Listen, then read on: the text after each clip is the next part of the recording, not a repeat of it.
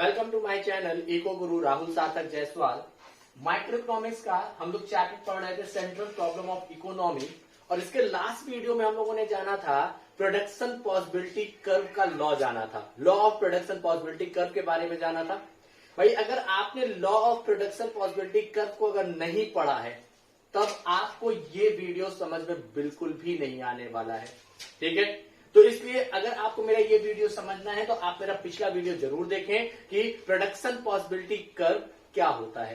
सुनिए, हम लोगों ने प्रोडक्शन पॉसिबिलिटी कर्व जाना था जिसको हम लोगों ने देखा था ये कॉन्केव टू ओरिजिन होता है, मैंने इस तरह से आपको बताया था, ठीक है। तो देखो यहां पर हमने क्या कहा कि features of production possibility curve, production possibility curve के क्या क्या फीचर्स होते हैं। फीचर्स का मतलब वो कभी भी इकोनॉमिक्स में अगर फीचर पूछे तो कर्व को देख के बताना होता है भाई उसका क्या फीचर है। तो यहाँ पे पहला क्या है, PPC is downward sloping. PPC क्या होता है आपका, डाउनवर्ड स्लोपिंग होता है, मीन्स ये ऊपर से नीचे आता है।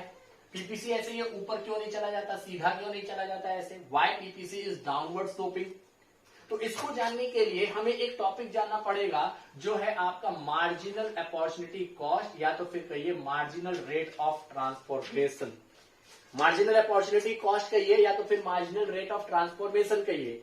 तो मार्जिनल अपॉर्चुनिटी कॉस्ट क्या होता है, the number of unit sacrifice, the number of unit sacrifice for the production of another unit of another good.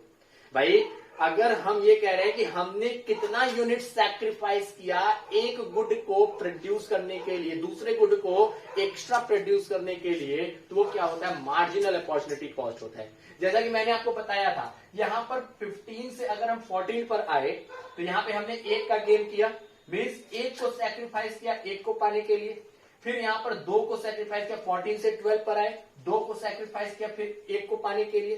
That means ये क्या है, आपका मार्जिनल अपॉर्चुनिटी कॉस्ट है, means number of unit sacrifice for the production of another good. किसी other good के लिए हमने कितना यूनिट को सैक्रिफाइस किया, वो क्या है आपका मार्जिनल अपॉर्चुनिटी कॉस्ट होता है। और मार्जिनल रेट ऑफ ट्रांसफॉर्मेशन क्या होता है, ratio between the unit sacrifice and the unit gain. मतलब कितना यूनिट आपने सैक्रिफाइस किया, कितना यूनिट आपने गेन किया, उसका जो रेशियो होता है वो क्या होता है आपका एमआरटी होता है, ठीक है। यहां पर देखिए अगर हम डायग्राम के थ्रू देखें तो यहां पर हमने क्या देखा कि हम इस पोजीशन पे काम कर रहे थे, मीन्स बी पर, मीन्स हम जो है एक्स का वाई का इतना यूनिट बना रहे थे और एक्स का इतना यूनिट बना रहे थे। हमने कहा कि एक्स को और बढ़ाना है तो वाई को क्या करना पड़ेगा, घटाना पड़ेगा। तो हमने इसका एक यूनिट पाने के लिए यहां पर प्रोडक्शन को घटाया।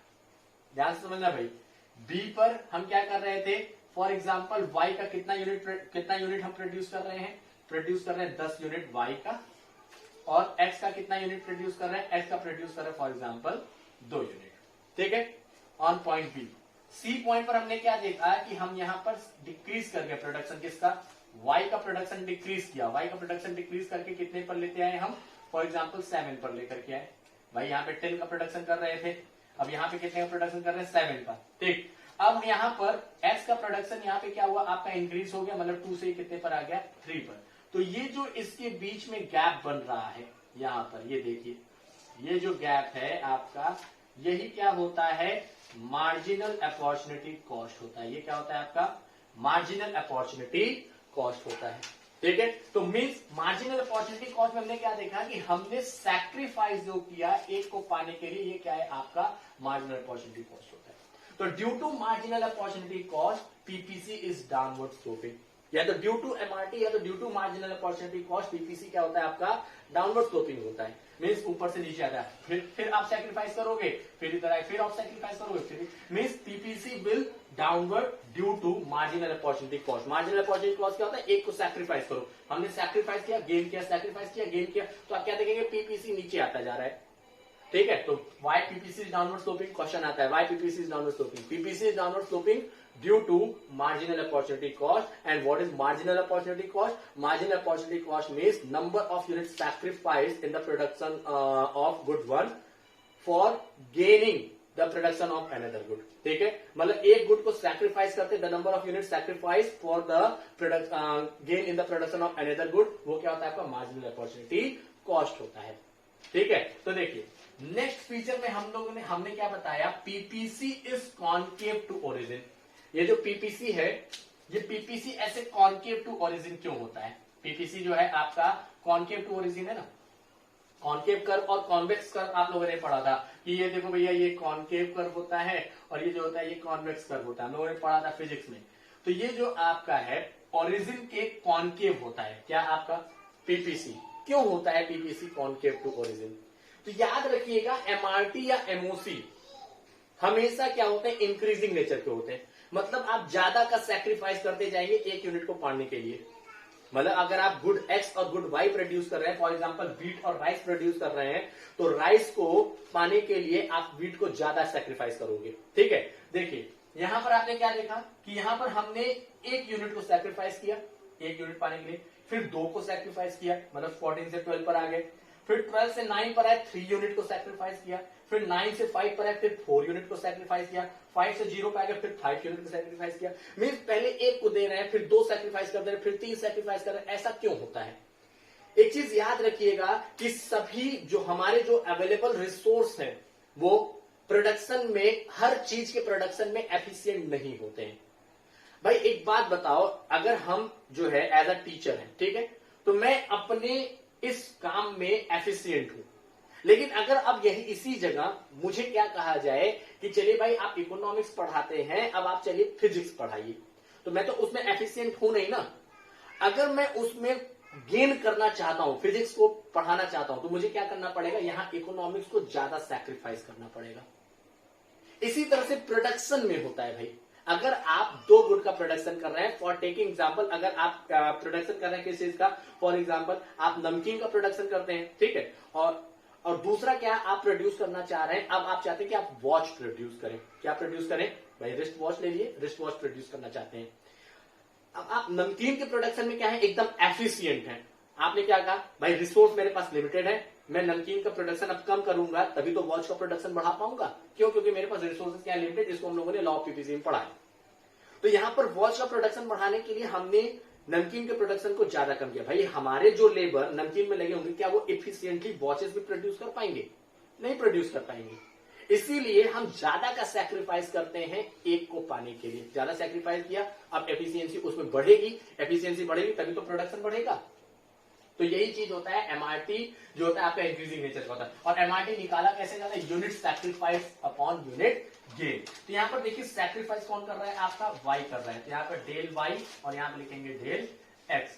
ठीक है, तो डेल वाई में क्या आ जाएगा, डेल वाई का मतलब चेंज कितने का हुआ। ये जो डेल साइन मैंने बनाया इसका मतलब होता है चेंज, कितने का चेंज हुआ। तो हमने क्या देखा कि 15 से 14 पर आया, कितने का चेंज, 1 का। पहले वाले में कोई चेंज नहीं है। 14 से 12 पर आया, कितने का चेंज, 2 का। 12 से 9 पर आया, कितने का चेंज, 3 का। 9 से 5 पर आया, 4 का। 5 से 0 पर आया, कितने का चेंज, 5 का चेंज। आप क्या देखेंगे, यहाँ पे गेन हो रहा है। 0 से 1 पर आया, कितने का चेंज हुआ, 1 का। याद रखिएगा हमेशा नीचे गेन होता है और ऊपर क्या होता है, सैक्रिफाइस। तो गेन यहाँ पर हमने लिखा एक्स जो है गेन कर रहा है। 1 से 2 पर आया, कितने का चेंज, 1 का। 2 से 3 पर आया, कितने का चेंज, 1 का। 3 से 4 पर आया, 1 का। और 4 से 5 पर आया, 1 का चेंज हुआ। मीन्स यहाँ पर हम क्या देख रहे हैं, 1 का चेंज हो रहा है। और एमआरटी क्या होता है, रेशियो होता है किसके बीच में, गेन सैक्रिफाइस अपॉन गेन। तो ये सैक्रिफाइस का है और ये गेन का है, तो इसके बीच में हम रेशियो बनाएंगे 1:1, 2:1, 3:1, 4:1 और 5:1। तो यहां पर आप क्या देख रहे हैं, ये इंक्रीजिंग नेचर का जो आपका क्या है सैक्रिफाइस है, इसी की वजह से क्या होता है आपका पीपीसी कॉन्केव टू ओरिजिन होता है।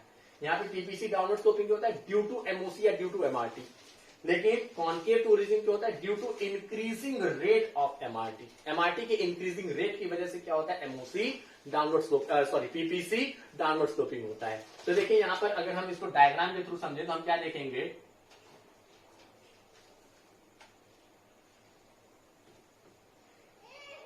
देखिए जैसे कि ये हमारा पीपीसी कर्व है, ठीक।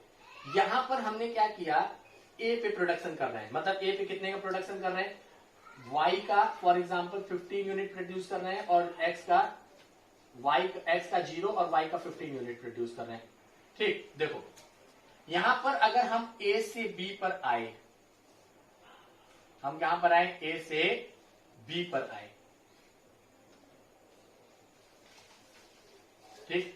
तो यहां पर हमने इतना सैक्रिफाइस किया है, दिस यूनिट और एक को क्या किया है, गेन किया, इतना हमने गेन किया। अब बी से अगर मुझे सी पर आना है तो मैंने क्या किया, अब ज्यादा का सैक्रिफाइस करूंगा, उससे ज्यादा का सैक्रिफाइस किया एक को पाने के लिए। तो यहां पर एक को पाया और ज्यादा का सैक्रिफाइस किया। अब फिर अगर हमें ज्यादा पाने तो हम क्या करेंगे, अब उससे ज्यादा का सैक्रिफाइस किया फिर एक को पाने के लिए।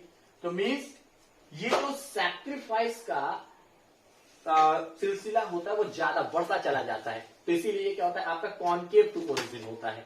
ठीक है, तो कॉन्केव टू ओरिजिन होने का क्या कारण है, increasing rate of MRT. MRT की इंक्रीजिंग रेट की वजह से पीपीसी क्या होता है, आपका जो है कॉन्केव टू ओरिजिन होता है। तो यहां पर हम लोगों ने फीचर्स ऑफ पीपीसी जाना, और फीचर्स ऑफ पीपीसी में दो चीजें दिखी, पीपीसी इज डाउनवर्ड स्लोपिंग और PPC is concave to origin. अब हमारे सामने एक क्वेश्चन आता है, whether economy always operate on PPC.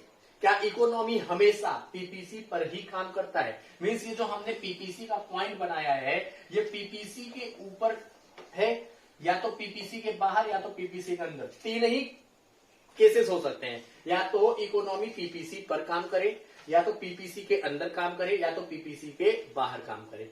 तो ध्यान से समझना बच्चों, ये पीपीसी के ऊपर जितने भी पॉइंट हैं, मतलब हम अपने रिसोर्सेज को फुल्ली और एफिशिएंटली यूटिलाइज कर रहे हैं। तो याद रखिएगा, जब हम फुल्ली एंड एफिशिएंटली यूटिलाइज करेंगे रिसोर्स को, फुल्ली एंड एफिशिएंटली अगर हम अपने रिसोर्सेज को यूटिलाइज करेंगे, तो यहां पर हम क्या पाएंगे, ऑन पीपीसी, मतलब पीपीसी के ऊपर पाएंगे। और अगर हम फुल्ली और एफिशिएंटली नहीं यूटिलाइज करते हैं तो इनसाइड पीपीसी पाएंगे, मतलब पीपीसी के अंदर पाएंगे। इसका मतलब क्या हुआ सर, ये क्या बता रहे हैं, ऑन पीपीसी और इनसाइड पीपीसी। देखो भाई, यहां पर हम प्रोडक्शन करते हैं ना, कि अगर हमारे पास लिमिटेड रिसोर्स है, फॉर एग्जाम्पल इतना बड़ा लैंड है, हमने क्या कहा कि अगर हम पॉइंट ए पर प्रोड्यूस करेंगे तो हम कितना प्रोड्यूस कर सकते हैं, 15 यूनिट व्हीट का और 0 यूनिट राइस का। हमने बोला नहीं नहीं, ये कॉम्बिनेशन नहीं चाहिए, मतलब व्हीट को कम करो, राइस को ज्यादा करो। तो हमने बोला चलिए ठीक है, 14 कर लीजिए और 1 कर लीजिए। बोले चलिए ठीक है, मतलब बी पॉइंट को मीन्स फुल्ली यूटिलाइज करने का मतलब हम अपने रिसोर्स को पूरी तरह से यूटिलाइज कर रहे हैं। ठीक है, मतलब fuller utilization of resource. When resources will be fully utilize, you will get your point on PPC. ठीक है, अगर फुल्ली यूटिलाइज नहीं कर रहे हैं, मतलब वेस्टेज हो रहा है रिसोर्स का, हम इतने में ही प्रोडक्शन कर रहे हैं, तो भाई आपका ये जो रिसोर्स है लैंड, इतना जो है आपका क्या है, अनयूटिलाइज है। ये जो अनयूटिलाइज्ड है, इसकी वजह से क्या होगा, अब प्रोडक्शन क्या होगा भाई, यहां पर हमने देखा कि 1 का प्रोडक्शन तो हो रहा है, लेकिन इसका प्रोडक्शन कितने का होने लगा, 10 का। व्हीट का प्रोडक्शन 10 यूनिट का हो रहा है, राइस का प्रोडक्शन 1 यूनिट का होने लगा। मीन्स हमने क्या किया, inefficiently and under utilization of resource, resources का अंडर यूटिलाइजेशन किया और इनएफिशिएंटली यूज किया, जिसकी वजह से हमें पॉइंट कहां मिल रहा है, इनसाइड द पीपीसी। तो या तो पीपीसी के ऊपर पॉइंट होंगे या तो पीपीसी के अंदर। तो पीपीसी के ऊपर कब होगा, when fully and efficiently resources will be utilized, और पीपीसी के अंदर कब होगा, when resources will be under utilize and inefficiently utilize, तब क्या होगा, आपका पीपीसी के अंदर होगा। तो ये पीपीसी के बाहर कब जाता है, पीपीसी के बाहर मतलब प्रोडक्शन आपका मालूम है कि आपका लैंड 14 और 1 का ही प्रोडक्शन दे सकता है, उससे ज्यादा नहीं दे सकता। आप क्या करें, लैंड का प्रोडक्शन जो है 18 और 1 का देने लगे, मतलब कि व्हीट का प्रोडक्शन 18 का और 1 का, मीन्स ये ओवर यूटिलाइजेशन हो गया। तो over utilization of resource possible नहीं होता है कि आप ओवर यूटिलाइज करके आप जो है प्रोडक्शन ज्यादा निकाल लें, नहीं हो सकता। ठीक है, तो यहां पर पीपीसी के बाहर हम वर्क इकोनॉमी कभी भी वर्क नहीं कर सकता है। तो याद रखिएगा, पीपीसी के अंदर या तो वर्क कर पाएगा, या तो रिसोर्सेज का वेस्टेज हो, तो पीपीसी के अंदर जितना भी आपका पीपीसी के अंदर पॉइंट बनेगा वो सब क्या दिखाएगा, wastage of resource, inefficient utilization of resource, inefficient utilization of resource. On PPC efficient and fuller utilization of resource. तो ये जो फुलर यूटिलाइजेशन है, एफिशिएंट यूटिलाइजेशन है, अंडर यूटिलाइजेशन और इनएफिशिएंट यूटिलाइजेशन होता है, इसको हम कहते हैं अटेनेबल कॉम्बिनेशंस। मतलब ये सब अटेनेबल है, अंदर लीजिए या तो इसके बाहर पॉइंट पर लीजिए, पीपीसी के ऊपर लीजिए, ये सब अटेनेबल कॉम्बिनेशन, मतलब जिसको हम अटेन कर सकते हैं, जिसको हम पा सकते हैं, वो क्या आपका अटेनेबल कॉम्बिनेशन होता है।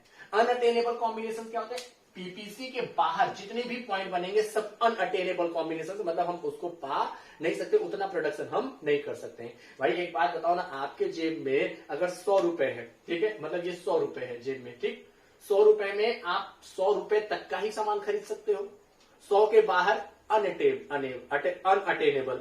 100 रुपए तक अटेनेबल कॉम्बिनेशन और 100 रुपए के अंदर भी अटेनेबल कॉम्बिनेशन, मतलब ये 100 रुपए का मान लीजिए पॉइंट है, मतलब रिसोर्स का क्या है, आपका लिमिटेड रिसोर्स का ये क्या होता है, लाइन होता है। इसीलिए हम इसको और क्या कहते हैं, प्रोडक्शन पॉसिबिलिटी फ्रंटियर भी कहते हैं। क्या कहते हैं भाई, प्रोडक्शन पॉसिबिलिटी फ्रंटियर भी कहा जाता है। इसके साथ साथ इसको कहा जाता है ट्रांसफॉर्मेशन कर्व भी कहा जाता है, प्रोडक्शन पॉसिबिलिटी बाउंड्री भी कहा जाता है। प्रोडक्शन पॉसिबिलिटी कर्व कहिए, प्रोडक्शन पॉसिबिलिटी फ्रंटियर कहिए, ट्रांसफॉर्मेशन कर्व कहिए, प्रोडक्शन पॉसिबिलिटी बाउंड्री कहिए। ठीक है, तो ये सब क्या होते हैं आपके अनदर नेम है पीपीसी के। और पीपीसी जो है इकोनॉमी पीपीसी पर कब काम करेगा, इकोनॉमी पीपीसी पर काम करेगा when resources will be fully and efficiently utilize. और हमने क्या बताया था, पीपीसी में रिसोर्स क्या होता है, लिमिटेड होता है, और लिमिटेड रिसोर्स को फुल्ली यूटिलाइज करोगे, एफिशिएंटली यूटिलाइज करोगे, पीपीसी पर आओगे।